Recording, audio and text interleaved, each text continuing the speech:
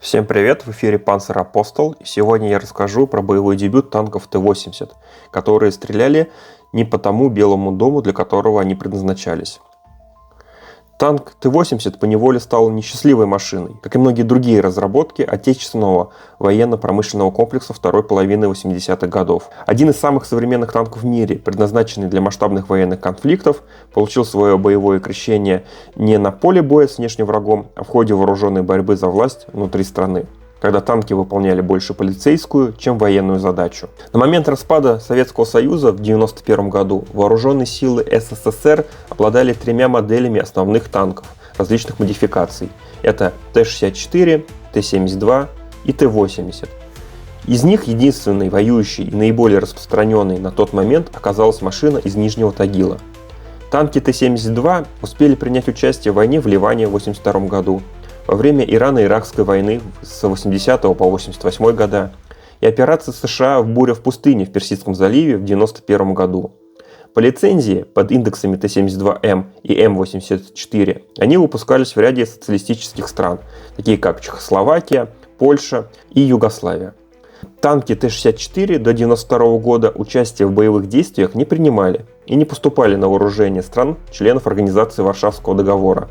Аналогичная ситуация складывалась и с танками Т-80, которые до начала 90-х годов находились в частях группы советских войск в Германии, а также в некотором количестве на территории военных округов в СССР, воинских частях и учебных центрах, располагавшихся в относительной близости от мест их производства.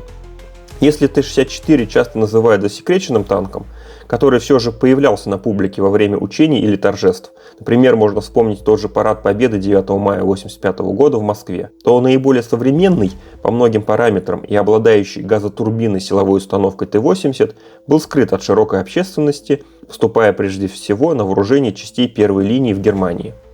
После того, как Советский Союз прекратил свое существование, огромный танковый парк и места производства тяжелой бронетехники оказались поделены между вновь образованными государствами. Помимо непростой ситуации, связанной с разделом бывших единых вооруженных сил и выводом группы войск из стран Восточной Европы с их личным составом и матчастью, на территории бывшего СССР с конца 80-х годов начались вооруженные конфликты, сопровождавшиеся применением разного рода техники, в том числе и танков. Так, боевой дебют Т-64 модификации Т-64БВ состоялся в ходе столкновений в Приднестровье летом 1992 года между молдавскими формированиями и местным ополчением. Несмотря на то, что условия применения танков и уровень подготовки наспех собранных экипажей оставляли желать лучшего, эти события являются подтвержденным фактом первого участия Т-64 в бою. Следующее и уже более длительное боевое применение машин этого типа произошло только 22 года спустя, в апреле 2014 года, на Донбассе. Не менее интересная ситуация сложилась с танками Т-80. К 1991 году, к развалу СССР, основными местами службы на территории страны 80-х являлись Ленинградский военный округ. В Ленинграде, кстати, на Кировском заводе был разработан и запущен серию в 1976 году Т-80. Киевский военный округ, прежде всего в районе города Харькова, что было обусловлено нахождением в городе производства танков Т-80УД, также гвардейского танкового училища и базы хранения бронетехники в городе Чугуеве. И в Сибирском военном округе, где находится город Омск, где располагалось танковое училище, выпускались танки Т-80БВ и Т-80У. Помимо модификаций Т-80, Т-80Б, Т-80БВ и Т-80У, имевших газотурбинный двигатель, в 1985 году на вооружение советской армии приняли танк с турбодизельным форсированным двигателем 6ТД, выпуск которого развернули в Харькове. Во второй половине 70-х годов стало очевидным, что шасси основного танка Т-64 приблизилось к исчерпанию своего запаса прочности и может не вынести новых нагрузок, связанных с повышением защищенности танка и установки более мощного двигателя. В 1976 году уже прошла разработка нового турбодизельного двигателя 6ТД, первые образцы которого испытывались на шасси объекта 476, варианта основного танка Т-64 с новой усиленной башней. В это же время на вооружение поступил основной танк Т-80.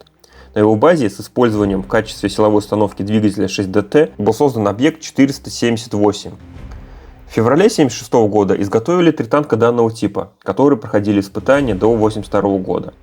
В дальнейшем, с учетом их эксплуатации, собрали 5 образцов, получивших индекс объект 478b и конструктивно унифицированных с другой машиной, объектом 219А, имевшим газотурбинную силовую установку. Стоит отметить, что в начале 80-х годов в Харькове планировалось развернуть производство машин с газотурбинным двигателем упомянутого объекта 219А. Однако в 1985 году в Харькове выпустили всего 45 объектов 290. Прекращением существования Советского Союза и организации Восточного договора для Т-80 также наступило непростое время. Их роль ударной силы передовых групп советских войск в Европе ушла в прошлое, а парк машин оказался разделен между независимыми государствами на территории бывшего СССР. Центры производства остались в Российской Федерации, в Санкт-Петербурге на Кировском заводе, в Омске на Омск-Трансмаше и на Украине Харьковское конструкторское бюро по машиностроению или ХКБМ. Выпуск танков резко уменьшился, а в Санкт-Петербурге прекратился вовсе ввиду острого экономического кризиса, урезания расходов на оборонную промышленность, сокращения численности личного состава вооруженных сил и разрыва налаженных хозяйственных связей между республиками. Техника передавалась на базы хранения. В незначительных количествах шла на экспорт, как, например, партии танков Т-80У в Республику Кипр и Южную Корею в счет погашения государственного долга по выданным займам, а также единичные образцы для испытаний в Швецию. Или же в худшем случае отправлялись на утилизацию танки. По-настоящему масштабное боевое применение танков Т-80 состоялось во время Первой и Второй чеченских войн. Правда, с переменным успехом по причине общей посредственной подготовки личного состава в тот период и специфических условий местности, где велись боевые действия. Однако, исходя из хронологии, войны в Чечне не являются первым достоверно зафиксированным фактом участия машин типа Т-80 в вооруженных конфликтах. Поэтому представляется обоснованно утверждать, что первым в истории случаем реального боевого применения танков Т-80 стали события осени 1993 года в Москве. Чтобы не даваться в политические подробности, напомню только, что конституционный кризис во взаимоотношениях между законодательной и исполнительной властями Российской Федерации вылился в открытое противостояние 21 сентября 1993 года. Со 2 по 4 октября того же года в центре и ряде других районов Москвы происходили вооруженные столкновения между сторонниками Верховного Совета Российской Федерации и оставшимся верным президенту РФ частями Министерства обороны и подразделением других силовых ведомств. С 3 октября 1993 года в Москве ввели чрезвычайное положение. Широко известные исторические кадры, фото и кинохроники, сделанные 4 октября 1993 года, на которых запечатлены танки, ведущие огонь прямой наводкой по зданию Дома Советов РФ, так называемому Белому дому. Эти танки представляли собой дизельную модификацию Т-80УД образца 1988 года. В свою очередь, это был не первый случай, когда Т-80УД находились на улицах столицы. Помимо участия в парадах 9 мая и 7 ноября 1990 года, во время августовских событий 1991 года данные машины из состава Таманской и Кантемировской дивизии также задействовались при вводе войск в Москву. Однако, не считая столкновений в ночь с 20 по 21 августа в тоннеле на пересечении Садового кольца и проспекта Калинина, ныне улица Новый Арбат, с участием БМП-1, танки в тех событиях активно не применялись, за исключением беспокоящего движения по городу и мирного стояния напротив баррикад. Иная ситуация складывалась в октябре 1993 года. Как свидетельствуют официальные данные, для артиллерийского обстрела зданий Верховного Совета РФ были выделены 10 танков. Огонь по зданию должен был сломить дух его защитников и вынудить их сдаться. Выбор тяжелой техники для участия в операции по штурму Дома Советов пал на 4-ю гвардейскую Кантемировскую танковую дивизию. К тому моменту некогда прославленное боевое соединение, ведущее свою историю с 1942 года, пребывало в сложном положении. Распад вооруженных сил сказался даже на таком элитном формировании, находящемся в тылу у стен столицы. Помимо проблем с состоянием боевой техники, ощущалась нехватка личного состава как среди командного состава, так и из числа солдат и сержантов, способных поддерживать нормальный технический уровень машин и уметь управлять ими. В таких условиях поиск танков в исправном состоянии, а также экипаж для них стал проблемой.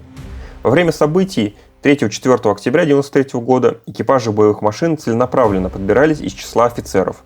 Впрочем, и среди командного состава далеко не все изъявили готовность отправиться в Москву, не имея понятия о том, в чем им предстоит принимать участие и за кого нужно действовать. Данная версия имеет под собой определенные основания. Однако стоит учитывать и тот факт, что офицеры тогда имели однозначно высший по сравнению с военнослужащими срочной службы уровень подготовки и навыков обращения с техникой. Машины и личный состав собирались со всех 3 танковых полков дивизии с 12, 13 и 14. Так, один из участников событий, старший лейтенант Русаков, проходил службу в 12-м танковом полку 4-й гвардейской танковой дивизии, А разнобой в бортовых номерах, о которых будет сказано далее, подтверждает то, что сами танки были набраны как минимум из 2 полков. В итоге машины управлялись только офицерами. Дополнительную мотивацию мы обеспечивали путем денежных выплат. Анализ имеющихся в открытом доступе кадров, видео, фотографий и сведений из различных публикаций позволяет достоверно установить следующие номера 9 из 10 танков в хронологическом порядке: 148, 177, 187, 312, 315, 350, 351, 353 и 376. К сожалению, номер еще одного Т-80УД остается неизвестным. Все машины имели трехцветную камуфляжную окраску, принятую на снабжение вооруженных сил в 1989 году. Базовый цвет защитный, деформирующие пятна песочного и черного цветов. Тактические знаки и номера были нанесены белой краской. Многочисленные фотографы и телеоператоры запечатлели все танки, принимавшие участие в тех событиях, однако далеко не со всех ракурсов, позволяющие идентифицировать их бортовые номера. Тут нужно отметить, ввиду специфики нанесения номеров на военную технику и конкретно на Т-80УД. Как и в случае с другими современными танками, бортовые номера на данных машинах наносились на башнях на больших ящиках ZIP, расположенных слева ближе к корме. Кроме того, в ряде случаев, но не на всех машинах, номера дублировали на 3 квадратных ящиках под индивидуальные комплекты членов экипажей для подводного вождения. В отличие от Т-80У, на башне которого данные ящики располагались в один ряд на специальном кронштейне слева по борту башни, у Т-80УД другое размещение ящиков с принадлежностями. Один находится слева на башне, второй и третий справа. Однако, если первые 2 крепятся к башне с тыльной стороной крышкой наружу, третий установлен снизу на кронштейне под запасные пулеметные коробы. А по версии некоторых СМИ и печатных изданий, танки, стрелявшие по Дому Советов, относились к Таманской дивизии. Это ошибочное мнение. Действительно, техника этой дивизии принимала участие в октябрьских событиях 1993 года, но была представлена только бронетранспортерами в песочно-защитной камуфляжной окраске, аналогичной той, что была у танков Кантемировской дивизии, и боевыми машинами-пехотами в одноцветной защитной окраске. В последних в носовой части корпуса можно встретить обозначение в виде красной пятиконечной звезды с белой каймой в обрамлении лавровых ветвей. Примечательно, что этот же опознавательный знак встречался в августе 1991 года и на танках Т-80УД из состава Таманской дивизии. Он размещался на защитной крышке инфракрасного прожектора «Луна-4», расположенной справа от пушки. На технике Кантемировской дивизии еще со времен Великой Отечественной войны в качестве тактического знака используется эмблема в виде скрещенных дубовых листьев. Она же присутствует в том числе и на прожекторах танков Т-80УД. Тем не менее, большинство боевых машин были без данного обозначения. Кроме того, на имеющихся снимках членов экипажа машин на кармане правого рукава их камуфляжной формы с вертикальным рисунком хорошо видна нашивка Кантемировской дивизии с изображением головы медведя на фоне триколора и дубовых листьев. Итак, рано утром 4 октября 1993 года в Москву отправились 10 Т-80УД. Они двигались по Минскому шоссе и далее по Кутузовскому проспекту в сторону Новоарбатского моста через Москва-реку. По прибытии в назначенный район в половине 8 утра танки остановились у пересечения Кутузовского проспекта и Украинского бульвара, примерно в 300 метров от гостиницы «Украина». Здесь производились погрузка боекомплекта и демонтаж запасных топливных бочек. Далее, после рекогносцировки местности, уже после начала обстрела Дома Советов и стрелкового оружия, БТР и БМП, Т-80УД начали выезжать на позиции. Непосредственно на месте командования осуществлял заместитель министра обороны генерал-полковник Кондратьев. А план штурма с участием танков был предложен капитаном первого ранга Захаровым. Возле гостиницы «Украина» машины разделились. Часть выехала на мост, остальные отправились на набережную имени Тараса Шевченко. Их численность и расположение поначалу менялись. От 1 до 4 на мосту и от 9 до 6 на набережной. В 9 часов утра экипажи заняли исходные позиции. Следует отметить, что здание бывшего Дома Советов РФ, ныне Дом правительства РФ, является довольно прочным монолитным сооружением, строившимся в течение 12 лет. И простым обстрелом из танковых пушек разрушить его невозможно. Фотографии после штурма запечатлели полностью выгоревшие помещения, в которых остались только несущие стены, полы и потолки. Здесь также стоит отметить следующее пояснение. Само здание, не считая цокольного этажа, занимает высоту 18 этажей. Из них первые 6 представляют собой основание в виде буквы «П», обращенное выступами в сторону набережной. А следующие 12 этажей составляют башню. Отмечает строение башенка, на которой с 1981 года и даже год спустя после описываемых событий до осени 1994 года находились часы, замененные впоследствии на государственный герб Российской Федерации. При этом в доступных публикациях не уточняется, относительно какой части здания указывается номер этажа. Иногда основание башни Дома Советов без учета первых 6 этажей под ней. Подобная путаница имела место и в тот день. Как позже в интервью каналу РТР признались сами танкисты, они перепутали этажи, поскольку им сначала не уточнили, куда именно нужно вести огонь, просто сказав, что нужно стрелять по третьему. Приведу подробную хронологию действий экипажей Т-80УД в тот день. Примерное начало стрельбы танков пришлось на 9 часов 30 минут утра, когда генерал-полковник Кондратьев поставил задачу произвести одним из танков, стоящим на мосту, 2 выстрела по третьему этажу правого крыла Белого дома. Приказ был передан лейтенанту Киселеву, командиру танка 148, выстрел которого стал самым известным и эффектным благодаря медийному освещению. Камера телеоператора зафиксировала, как после выстрела этой машины на башенке Дома Советов зашатались часы, ярко сверкая в лучах утреннего солнца. Остановившиеся стрелки показывали 10 часов 03 минуты. Впрочем, с учетом отсутствия электроэнергии в Доме Советов, все предыдущие дни показываемое время могло уже не соответствовать действительности.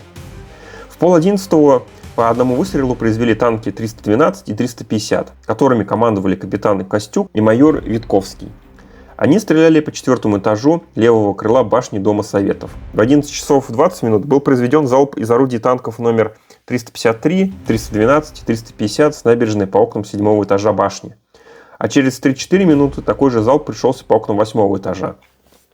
После этого стрельба была прервана. Начались переговоры с защитниками Белого дома, которые закончились безуспешно. В 16 часов Кондратьев отдал приказ произвести 2 выстрела одним танком с Калининского моста к 6-7 этажу правого крыла башни здания. Подполковник Баканов отдал команду командира танка 376 старшему лейтенанту Русакову. Данные выстрелы стали последними. Если обратиться к кадрам фото и видеохроники, становится очевидным, как после первых 2 выстрелов остальные пришлись четко в один ряд именно в окна 14-го этажа, а последний попал по 16-му. Таким образом, на башне здания диссонировали только результаты 1-го и 2-го выстрелов, пришедших по окнам 9-го и 10-го этажей соответственно. Причем последний из них пожар не вызвал, оставив рядом с оконным проемом внушительный след скола железобетона. Вспомогательное вооружение танков не применялось. При этом на большей части машин пулеметы НСВТ в зенитно-пулеметных установках командирских башенок отсутствовали. Из незначительных деталей можно отметить различные варианты крепления запасных траков на машинах. У танков Т-80УД на кормовой части башни и корме корпуса обычно крепились 2 трака без гремней. На фотографиях видно, что у некоторых машин они установлены резиновыми подушками наружу, у других грунтозацепами. Запасные траки окрашивались вместе с корпусом танка в камуфляж. По завершении артобстрела Дома Советов к вечеру 4 октября танки остались вместе с экипажами на занятых позициях на ночь и продолжали там находиться в первой половине дня 5 октября. Далее машины выстроились в походную колонну и своим ходом проследовали через Новоарбатский мост и Краснопресненскую набережную мимо обгоревшего здания в сторону Белорусской железной дороги. Затем они были погружены на железнодорожные платформы и убыли в пункт постоянной дислокации. Помимо, собственно, танков, на набережной рядом с ними во время событий находилась командно-штабная машина БМП-1КШ с бортовым номером 204, также окрашенная в трехцветный камуфляж и несшая на бортах корпуса и правой дверцы на корме тактические знаки Кантемировской дивизии в виде дубовых листьев. Судьба танков Т-80УД, находившихся на вооружении, сложилась не самым лучшим образом. С утратой экономических связей с Украиной машины постепенно вырабатывали свой ресурс, прежде всего своего оригинального двигателя 6ТД-1. Их выводили из эксплуатации в войсках и отправляли на консервацию, либо в металлолом. С поступлением в Кантемировскую дивизию в начале 1995 года комплекта танков Т-80У, имевшиеся Т-80УД вывели из эксплуатации. В дальнейшем в качестве промежуточной меры башни и элементы динамической защиты корпусов Т-80УД использовались при выпуске небольшой серии модификации Т-80УЕ1, созданной с использованием шасси, силовой установки и трансмиссии Т-80БВ. Такие танки поступили на вооружение все той же 4-й гвардейской Кантемировской танковой дивизии. Однако последние Т-80УД еще до конца 2000-х годов находились во 2-й гвардейской Таманской мотострелковой дивизии для их замены на Т-90А. Поскольку местом производства Т-80УД являлся завод в Харькове, то именно Украина после распада СССР обладала наибольшим количеством машин данного типа. По разным данным, всего с 1985 по 1992 год там выпустили от 700 до 800 танков Т-80УД. В 1996 году между Украиной и Пакистаном был заключен договор, по которому в 1997 году сухопутные войска последнего получили 320 машин. В результате вооруженные силы Украины располагали по большей части неисправными танками данного типа в количестве буквально нескольких десятков. В 90-х-2000-х годах КБ завода имени Морозова в Харькове занималась разработками и мелкосерийным производством модификаций Т-80УД под индексом Т-84 в нескольких вариантах. С начала специальной военной операции 24 февраля 2022 года ситуация изменилась. Потребовалось нарастить выпуск танков, в том числе за счет капитального ремонта машин, находящихся на длительном хранении. Несмотря на то, что прямое использование российскими вооруженными силами расконсервированных Т-80УД объективно невозможно из-за отсутствия замены двигателя, зафиксировано как минимум 2 случая нахождения Т-80УД модификации 1988 года в зоне боевых действий, но со стороны ВСУ. В сети интернет имеются кадры, фото и видеосъемки, датируются октябрем 2022 года, на которых запечатлены данные машины, практически не изменившиеся в своем внешнем облике, и несущие дополнительных настроек, так называемых мангалов и тому подобное. Подводя итог, можно сказать, что Т-80УД быстро ушел в прошлое, став, по сути, тупиковой ветвью развития дизельных 80-х. Но всю линейку Т-80 еще рано списывать со счетов. Современные варианты этого танка, наряду с более ранними образцами, успешно действуют в составе российских вооруженных сил на линии боевого соприкосновения в зоне СВО.